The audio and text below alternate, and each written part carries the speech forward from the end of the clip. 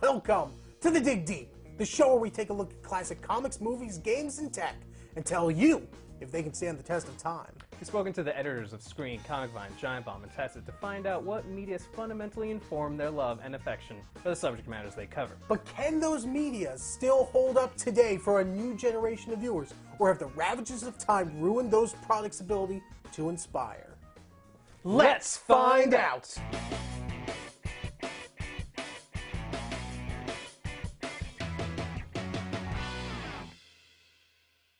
On this week's episode, we trade comic books for films to talk to Screen.com editor Matt Roy, but the film that would inspire him to run a film website, the 1995 independent comedy Kicking and Screaming. Not the Will Ferrell movie, right? Not the Will. Alright, okay, cool. Directed by first-time filmmaker Noah Baumbach, the film focuses on the lives of four college friends who graduate only to find that they're emotionally incapable of taking the next step into the adult world. Instead, the four friends move back in together, recreating their former college lives while trying not to think about how unbearably sad their lives have become. So, can Kicking and Screaming still hold up for a generation of college students? Or is the film stuck in its time, place, and buried under the weight of its own idiosyncrasies? Let's check it out. Yeah?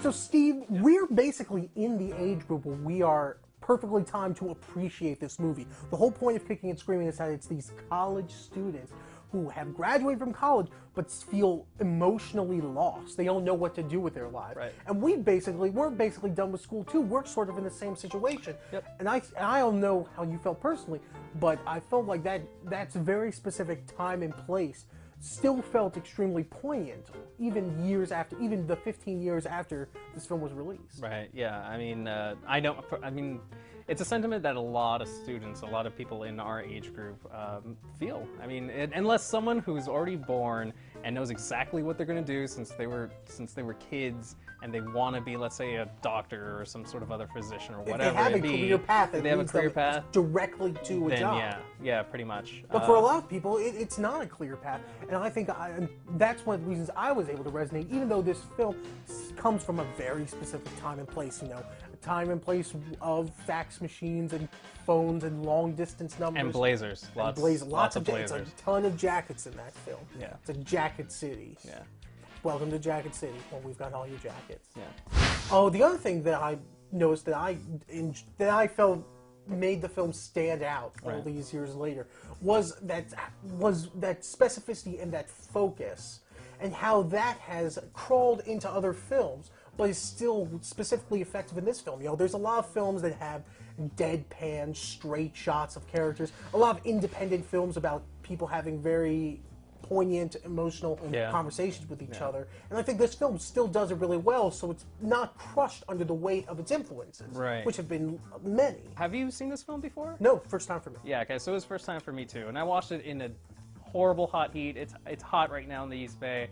Did you watch you watched It's cool in the city. Cool in the city? You should get a terrible tiny attic in the city. Alright, so first and foremost, my opinions spawned from the fact that I was pretty, not hydrated. I was hot. It was a little humid in my room.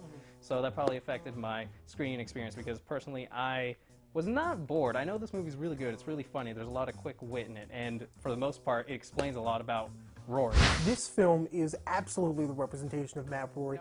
I feel like in each of these characters we see a person who's clearly very intelligent, but who's not necessarily sure of how to best spend it, and who's, in a lot of ways, has been cautioned by life not to spend it so freely. And they get very much consumed by super dumb stuff. Like, one of the themes for the movie is that the four main characters are enamored of game shows. They have this little game where we're playing game shows and naming all the movies of the Jason franchise. Like, they're super enamored of dumb stuff, even though, for all intents and purposes, shouldn't they be doing more with their lives?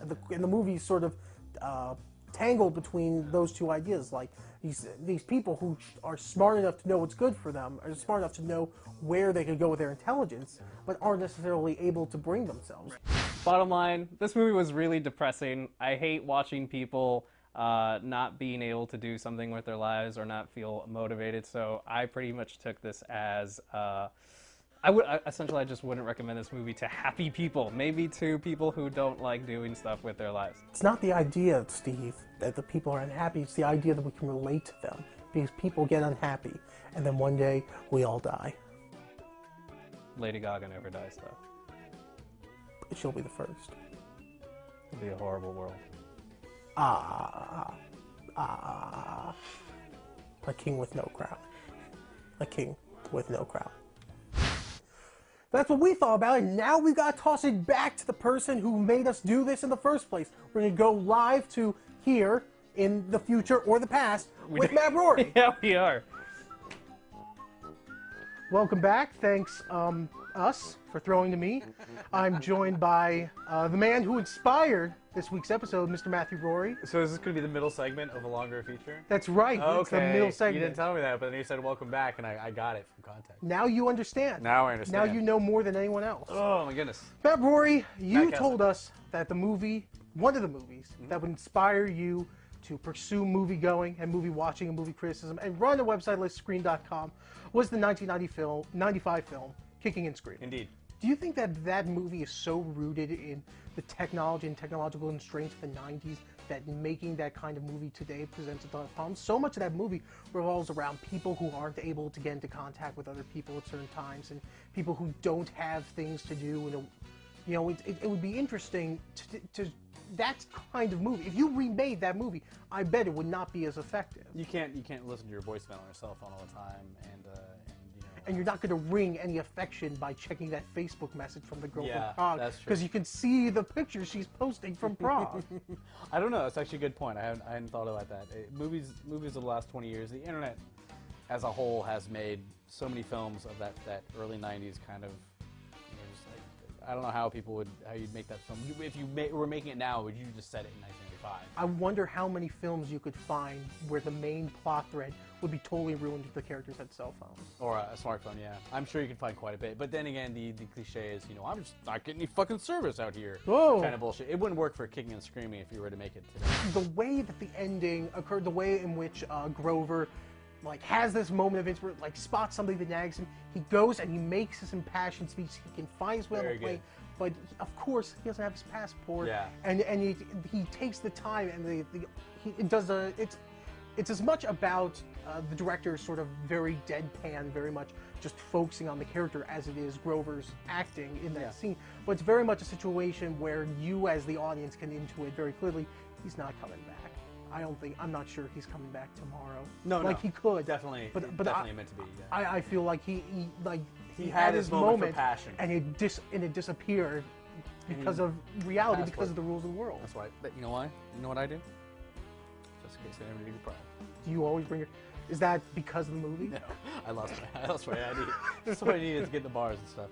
But there's also the other ending with him and Jane on the street. Right, I find right. that just very affecting. Like I hope tomorrow we still feel the same way as we do right now. And I wish we could have known each other for years and years. Yeah. I want to be able to interact with you like I've been interacting with you for years. Yeah.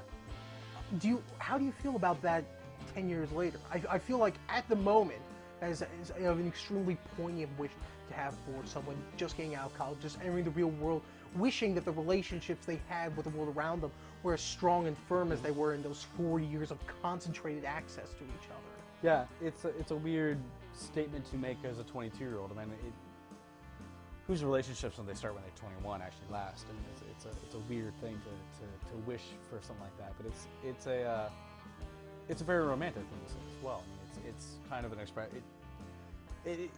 The movie has a weird arc for Grover as kind of a cynic, broke up with his girlfriend and kind of he descends into romanticism, which is a weird arc for him to go. Obviously, parts of that is flashbacks as well, but it's a weird kind of arc for him to go through. He goes through, sensuality and a little bit of realism, and then he just kind of becomes this, I really miss this one woman. I wish I could be back with her. The movie again is very touching, but I also think the humor in it is still sharp as a whip at times too. Like I love some of the lines always make me crack. The Cookie Man thing, the Chet. I love the conversation with Chet at the bar between Grover and Chet just drinking. I like that you drink, Chet. Otherwise, I feel like you can get poisoned. The stuff about the international code being too long. You want to make God laugh, make a plan. All these, it's really sharp. And apparently, Eric Stoltz's part was only thrown into the film at the last minute because in order to make the film, they had to raise a budget. And apparently, back in the day, Eric Stoltz would get you. If you have Eric Stoltz in your film, it must be, an indie film. He's actually very prominently displayed on the poster, even though he's only in the film for, a good 10